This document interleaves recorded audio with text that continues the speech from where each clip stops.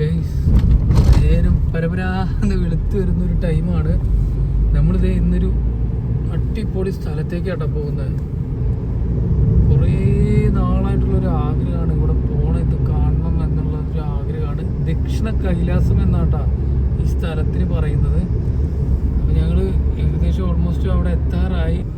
പുലർക്കാല വേളയിൽ എന്താ പറയുക, ഗ്രാമീണ കാഴ്ചകളൊക്കെ കാണാൻ മനോഹരമാട്ടോ. നമുക്ക് ഈ രണ്ട് സൈഡിലും വീടുകളൊക്കെ അടുത്തടുത്തായിട്ട് വീടുകൾ അടുപ്പിച്ചടുപ്പിച്ച്, കുറച്ചും കൂടി അങ്ങോട്ട് പോയി കഴിഞ്ഞാൽ പിന്നെ കാണുന്നത് കൃഷികളായിരിക്കും. പിന്നെ അത് കഴിഞ്ഞാൽ പിന്നെ അടുത്തടുത്ത് വീടുകൾ. അങ്ങനെ മനോഹരമായ ഒരു കാഴ്ചയാണ് നമ്മൾ ഈ അതിരാവിലെയൊക്കെ എണീറ്റ് പോകുമ്പോൾ കാണുന്നതൊക്കെ. പിന്നെ റോഡ് സൈഡിൽ നമ്മൾ എന്താ പറയുക, കൂടുതലും പട്ടികൾ, അതേപോലെ തന്നെ ആൾക്കാർ. എൻ്റെ വിചാരം ഇവിടെ നിന്ന് ആൾക്കാരങ്ങനെ മോർണിംഗ് ഇരിക്കില്ല, കുറച്ചും കൂടി ഒരു കൾച്ചറായി എന്നാണ് വിചാരിച്ചത്. നോക്കിയപ്പോൾ മോർണിംഗ് കുറച്ച് നേരത്തെ കണിയൊക്കെ കണ്ടു കേട്ടോ. അതെന്താന്ന് ഞാൻ കറക്റ്റ് ഡീറ്റെയിൽ ആയിട്ട് പറഞ്ഞിരുന്നില്ല. പിന്നെ അതേപോലെ തന്നെ വഴിയൊക്കെ മനോഹരമായ വഴിയാണ്. അപ്പോൾ ഇവിടുന്ന് നമുക്ക് 3 കിലോമീറ്ററാണ് വെള്ളിയാങ്കരിയിലേക്ക് വരുന്നത്. അതേപോലെ തന്നെ ഇവിടുന്ന് കോയമ്പത്തൂർക്ക് 28 കിലോമീറ്റർ ആണ് വരുന്നത്. നമ്മളിപ്പോൾ ഇഷയിലെത്തിയിട്ടുണ്ട്. ഇഷയുടെ ധ്യാനാലിംഗയിലേക്കാണ് നമ്മളിപ്പോൾ കയറുന്നത്. വേണ്ട, ഇതാണ് ഇഷയുടെ എൻട്രി വരുന്നത്. 6 മണി തൊട്ട് 8 മണിയാണ്, 8 മണി വരെയാണ് ഇവിടെ ടൈമിങ് വരുന്നത്. രാത്രി 8 മണി വരെയാണ് ഇവിടെ ടൈമിങ് വരുന്നത്. പിന്നെ എൻട്രൻസ് ഒക്കെ നോക്കി എന്ത് രസമൊക്കെ കാണാൻ. വലിയൊരു വല്ലത് ശിവൻ്റെ ഒരു മുകളിൽ ലിംഗമൊക്കെ ഉണ്ട്. അതേപോലെ തന്നെ നമുക്ക് വിശക്കുന്നുണ്ട്. അപ്പോൾ രാവിലെ ഫുഡ് കഴിച്ചിട്ട് നമുക്ക് അങ്ങോട്ട് വെള്ളിയാങ്കരിയിലേക്ക് കയറാൻ പറ്റുള്ളൂ. കാരണം ഒരു 4-8 കിലോമീറ്ററിന് മേളിലുണ്ട് നമുക്ക് പോയി വരാനായിട്ട്. അപ്പോൾ ഇവിടെ നല്ലൊരു ഹോട്ടൽ, ഞാനിതിന് മുന്നേ ഇവിടെ വന്നിട്ടുണ്ടായിരുന്നു. അപ്പോൾ ഇവിടെ നല്ലൊരു ഹോട്ടലൊക്കെ ഉണ്ടായിരുന്നു. അത് കറക്റ്റ് എവിടെയാണെന്നിപ്പോൾ ഒരു പിടുത്തം കിട്ടുന്നില്ല. അപ്പോൾ ആ ഹോട്ടലിൽ പോയി ഭക്ഷണം കഴിക്കാം എന്നുള്ളൊരു തീരുമാനത്തിലാണ്. ഇത്രയും തിരക്കുറവിൽ ഞാൻ ആദ്യമായിട്ടാണ് ഇഷയിൽ വരുന്നത്. ആദ്യമായിട്ടെന്ന് പറഞ്ഞാൽ ആകെ 1-2 വട്ടം, മാക്സിമം 2 വട്ടം വന്നിട്ടുള്ളൂ.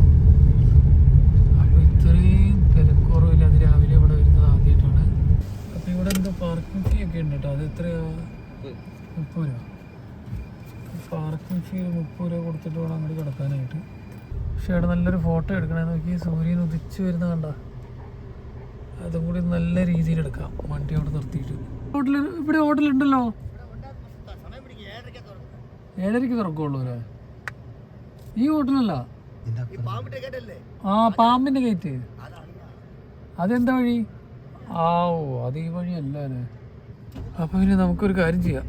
ഇവിടെ ഹോട്ടലില്ല. ഞാൻ ഹോട്ടൽ പ്രതീക്ഷിച്ചിട്ടാണ് ഞാനിവിടെ കയറിയത്. അപ്പോൾ എന്ത് ചെയ്യാം, നമുക്ക് സൂര്യൻ ഉദിച്ച് വരുന്നൊരു വീഡിയോ ഉണ്ടായിരുന്നു. അവിടേക്കാണ് നമ്മൾ കയറേണ്ടത് കേട്ടോ. നമ്മൾ ശരിക്കും ഇവിടെ അല്ല കേട്ടോ കയറേണ്ടത്, അപ്പുറത്താണ് കയറേണ്ടത്. ഇതിപ്പോൾ നമുക്ക് വഴി തെറ്റി. അതായത് സൂര്യകുണ്ട്, ചന്ദ്രകുണ്ട് എന്നൊക്കെ ഉണ്ട്, അവിടേക്കാണ് നമുക്ക് പോകേണ്ടത്. ഇതിപ്പോൾ ഇവിടെ ആദിയോഗിയുടെ പ്രതിമ മാത്രമേ ഉള്ളൂ.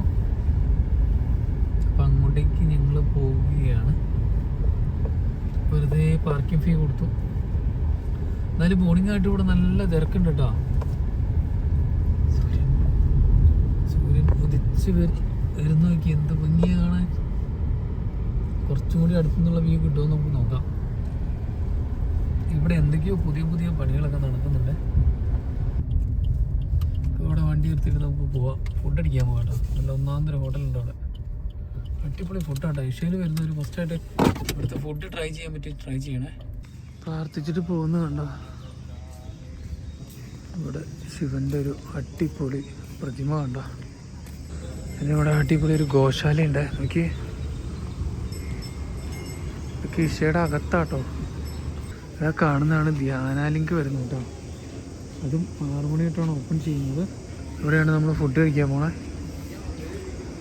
ഇവിടുത്തെ ഫുഡ് അടിപൊളി ഫുഡാണ്. മസ്റ്റായിട്ട് ട്രൈ ചെയ്യണം ഇവിടെ വരുന്നവർ.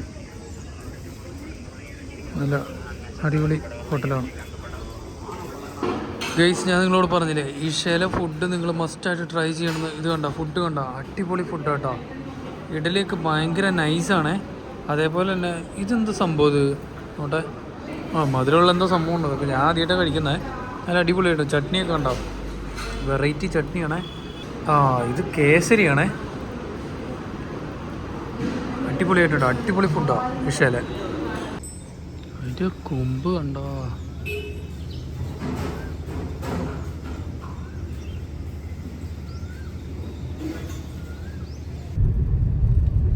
നമ്മൾ കഴിഞ്ഞ വീഡിയോയിൽ ഇഷാ യോഗ സെന്ററിന്റെ വിശദമായിട്ട് കൊടുത്തിട്ടുണ്ട് കേട്ടോ.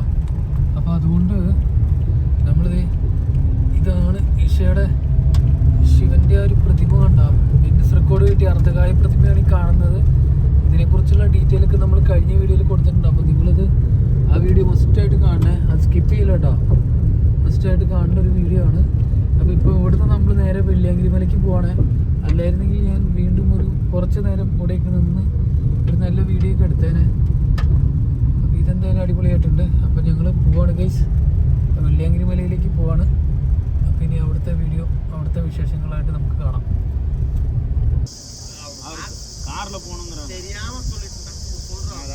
என்ன கேரளத்து வந்திருக்கேன். வண்டிங்க போட்டுருங்க.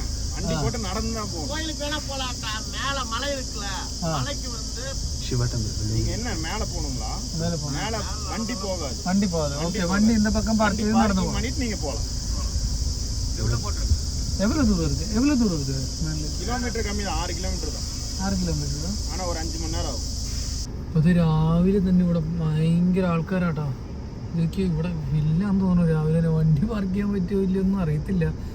ശരിക്കും മണ്ടത്തരായിപ്പോയി. നമ്മൾ മറ്റേ ഇഷയിൽ പാർക്ക് ചെയ്തിട്ട് അവിടുന്ന് ഓട്ടോ വിളിച്ച് ഇങ്ങോട്ട് വരണമായിരുന്നു എന്ന് തോന്നുന്നു. അതായിരിക്കും ബെസ്റ്റ് ഐഡിയ ആയിരുന്നു എന്ന് തോന്നുന്നു. ഇനിയിപ്പോൾ ഇരുന്നൂറ് ഇപ്പോൾ കാറിലൊക്കെ വരുന്നതെന്നുണ്ടെങ്കിൽ നിങ്ങൾ ഇഷയിൽ പാർക്ക് ചെയ്തിട്ട് അവിടുന്ന് ഓട്ടോ വിളിച്ച് ഇങ്ങോട്ട് വരുന്നതായിരിക്കും ബെറ്റർ ഓപ്ഷൻ.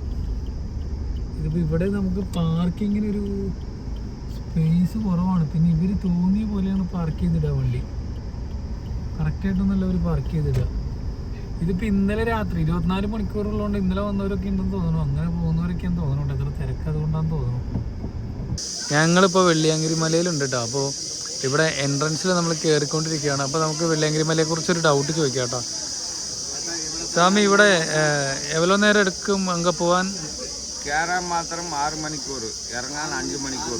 5 മണിക്കൂർ. ദൂരം 5.4. 5.4, അതായത് 5.5 കിലോമീറ്ററാണ് പറയുന്നവർ ദൂരം പറയുന്നത്. അപ്പോൾ ഇവിടെ കേട്ടോ അതിൻ്റെ സ്റ്റാർട്ടിങ് വരുന്നത്. അപ്പോൾ വെയിൽ വരുന്നതിന് മുന്നേ നമ്മൾ കയറി പോകാൻ നോക്കാം കേട്ടോ. തിരിച്ചു വരുമ്പോൾ എടുക്കാം. അപ്പോൾ നമ്മളിത് കയറുകയാണേ. നോക്കാം എങ്ങനെയാണ് ഇവിടുത്തെ കാര്യങ്ങളൊക്കെയെന്ന്. ആദ്യമായിട്ട് കയറുന്നതാണ് വെള്ളിയാങ്കിരി മല നമ്മൾ കേട്ടിട്ടുള്ളൂ. അപ്പോൾ ജീവിതത്തിൽ ആദ്യമായിട്ട് വെള്ളിയാങ്കിരി മലയിലേക്ക് കയറുന്നൊരു എക്സൈറ്റ്മെൻ്റ് ഉണ്ടോ. താഴത്തേക്ക് നമ്മൾ നിൽക്കുമ്പോൾ തന്നെ ആൾക്കാർ പറയുന്ന അഭിപ്രായങ്ങളൊക്കെ കേൾക്കുമ്പോൾ നമുക്ക് ഭയങ്കരമായിട്ട് വണ്ടടിച്ച് പോവാണ്. അപ്പോൾ ഇതിൻ്റെ ഉള്ളിൽ ചെറിയ ചെറിയ രീതിയിൽ ചില കച്ചവടങ്ങളൊക്കെ നടക്കുന്നുണ്ട് കേട്ടോ. ഇതൊക്കെ ആൾക്കാർ ആകെ ഒരു 3 മാസം ഉള്ളൂ എന്നാണ് പറയുന്നത്. അതിൽ കൂടുതലല്ല, 3 മാസം ഇവിടെ കച്ചവടം ഉള്ളൂ. അല്ല, കച്ചവടമല്ല, മലയേ ഉള്ളൂ എന്നാണ് പറയുന്നത്. 3 മാസം കഴിഞ്ഞാൽ മുകൾ ഭാഗത്ത് ക്ലോസ് ചെയ്യുമെന്നാണ് പറയുന്നത്. ഇതൊന്ന് കരിഞ്ഞ സാധനമൊക്കെ ഉണ്ട്.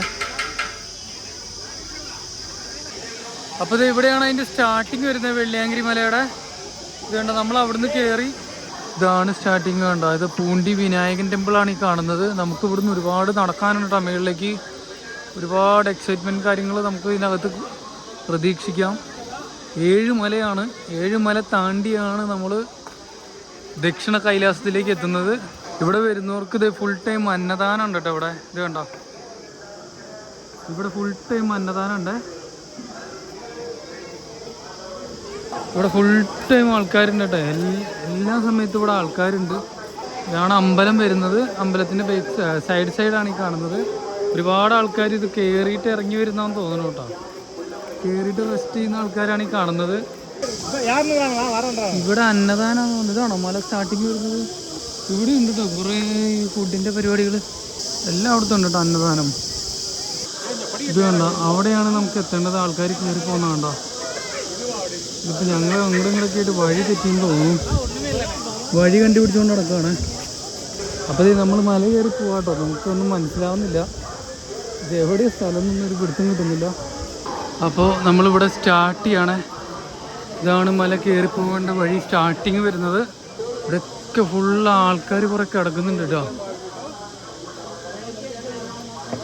അടുത്ത് കുരങ്ങനുണ്ടേ, കാട്ടാനയുടെ ശല്യം ഉണ്ടെന്നാട്ടോ ഇവിടെ പറയുന്നത്. മലയുടെ മുകളിൽ എനിക്ക് കറക്റ്റ് ഇത് തമിഴ് വായിക്കാൻ അറിയാത്തതുകൊണ്ട് കറക്റ്റായിട്ട് പറഞ്ഞു തരാൻ പറ്റില്ല. പിന്നെ ഇവിടുത്തെ ഒരു പുലിയുടെ പടമൊക്കെ കൊടുത്തിട്ടുണ്ട്. ഇത് പ്ലാസ്റ്റിക് നമ്മുടെ ചെക്കിംഗ് ആണ് ഇവിടെ വരുന്നത്. ഇവിടെ ഒരു പുലിയുടെ പടമൊക്കെ കൊടുത്തിട്ടുണ്ട്. ഇവിടെ ചെക്കിംഗ് ആണ് വരുന്നത്. നമ്മൾ ഇവിടുന്ന് പ്രാർത്ഥിച്ചിട്ടാണ് തുടങ്ങുന്നത്. ഇത് നോക്കി, അതിൻ്റെ ഉള്ളിലൊരു കുരങ്ങനിരിക്കുന്ന നോക്കി, അതിൻ്റെ ഉള്ളിലൊരു കുരങ്ങനിരിക്കുന്നുണ്ട്. ഇതുണ്ടോ, ആളെന്തോ കാര്യമായിട്ട് തപ്പിക്കൊണ്ടിരിക്കുക.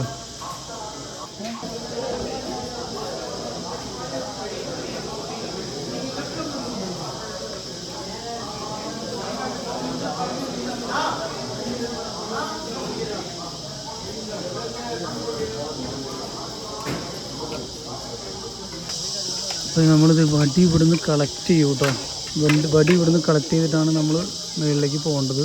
വടി നമുക്ക് അത്യാവശ്യമാണ്. അപ്പോൾ നമ്മളത് മല സ്റ്റാർട്ട് ചെയ്തു കേട്ടോ. മല കയറുമ്പോൾ തുടക്കം തന്നെ നമുക്ക് ഇവിടെ കുറച്ച് സ്വാമിമാരെയൊക്കെ കാണാൻ പറ്റും കേട്ടോ. ഭയങ്കര ചെങ്കുത്തായ കയറ്റാട്ടത്. കൂടുതലും എന്താ പറയുക, ആൾക്കാർ ചെരുപ്പ് ഇടാണ്ടാണ് പോകുന്നത്. കണ്ടിട്ട് ഭയങ്കര കഷ്ടപ്പാടാന്ന് തോന്നുന്നു. അയ്യോ,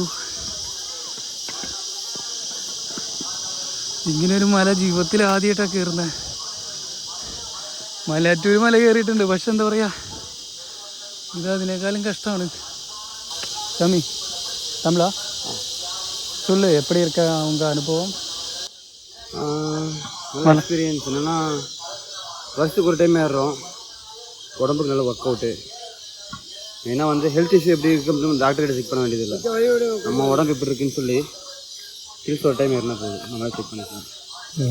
ஸோ குட் எக்ஸ்பீரியன்ஸ். எவ்வளோ தூரம்?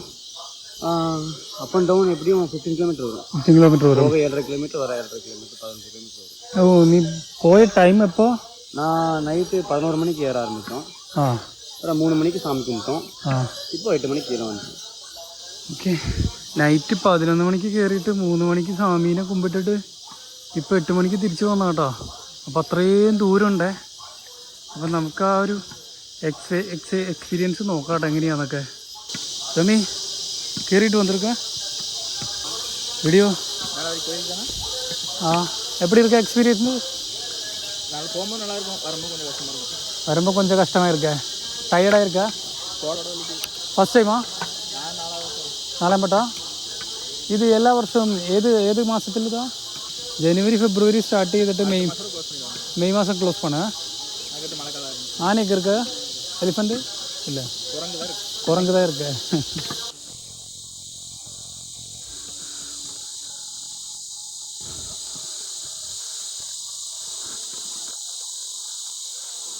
ഗെയ്സ്, നമ്മളങ്ങനെ ഒന്നാമത്തെ മല കയറിക്കൊണ്ടിരിക്കുകയാണ്.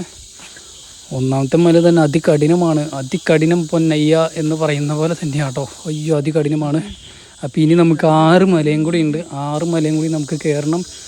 അപ്പോൾ അത് കയറി അവസാനിപ്പിച്ചിട്ടാണ് നമ്മൾ ഇറങ്ങി വരുള്ളൂ. അതുകൊണ്ട് ഞങ്ങളുടെ വീഡിയോ നിങ്ങൾ മസ്റ്റായിട്ട് കാണുക. മനോഹരമായ ഒരു യാത്രയാണ്. അപ്പോൾ നിങ്ങൾ ഈ വീഡിയോ മുഴുവനായിട്ട് കാണണം. ലൈക്ക് ചെയ്യണം, ഷെയർ ചെയ്യണം, സബ്സ്ക്രൈബ് ചെയ്യണം. അതേപോലെ തന്നെ ഇങ്ങനത്തെ മലകളൊക്കെ കയറാൻ ആഗ്രഹമുള്ള ആൾക്കാരൊക്കെ ഉണ്ടെങ്കിൽ അവർക്ക് നിങ്ങൾ ഷെയർ ചെയ്ത് കൊടുക്കുക. അതേപോലെ തന്നെ ട്രെക്കിങ് അങ്ങനത്തെ കാര്യങ്ങളൊക്കെ എന്താ പറയുക, ഇഷ്ടപ്പെടുന്ന ആൾക്കാരുണ്ടെങ്കിൽ ഈ മലയൊക്കെ കയറണം കേട്ടോ. നൈസാണേ. അപ്പോൾ ഞങ്ങൾ ഈ വീഡിയോ അവസാനിപ്പിക്കുകയാണ്. അപ്പോൾ ഞങ്ങളുടെ തുടർന്നുള്ള വീഡിയോസ് നിങ്ങൾ കാണണം, ലൈക്ക് ചെയ്യണം, ഷെയർ ചെയ്യണം, സബ്സ്ക്രൈബ് ചെയ്യണം.